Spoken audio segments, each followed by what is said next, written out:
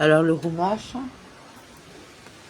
excusez-nous, on a la trame qui se lève, Tramontagne, ouais. Alors lundi 11 Tammuz, Balak, chapitre 22. Balaam s'étant levé le matin, dit officier de Balak, retournez dans votre pays, car l'Éternel n'a pas voulu me permettre de partir avec vous, d'aller avec vous, si ce n'est avec des dignitaires plus haut placés que vous.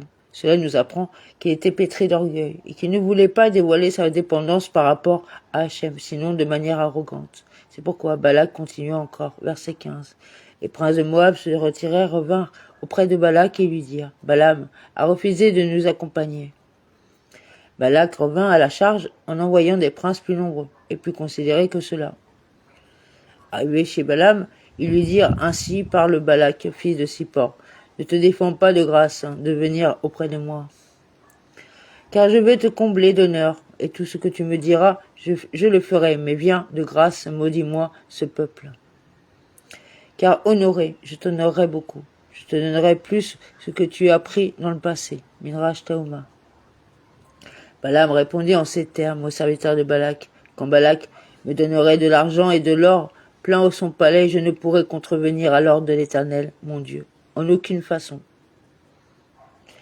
Le plein de sa maison d'argent et d'or. Cela nous apprend qu'il était cupide et qu'il convoitait l'argent d'autrui. Il s'est dit, il est juste qu'il me donne tout son or et tout son argent, car il lui faudra sinon engager de nombreuses troupes armées, et ce sans être assuré d'une victoire, tandis que moi, je suis certain de leur portée. Midrash Tauma.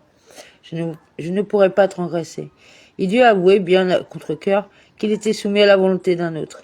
Il a prophétisé ici qu'il ne pourrait pas abolir les bénédictions qu'ont reçues les patriarches de la part de la Shérina.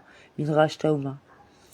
Et maintenant, veuillez attendre, ici, vous aussi, cette nuit que je sache ce que l'Éternel doit encore me dire.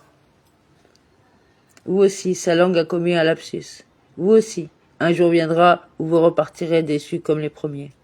Ce que continuera, comme il ne transforma pas sa bénédiction en malédiction, pourvu qu'il n'ajoute pas de bénédiction. Il a prophétisé ici qu'il leur donnera, par son entremise, de nouvelles bénédictions.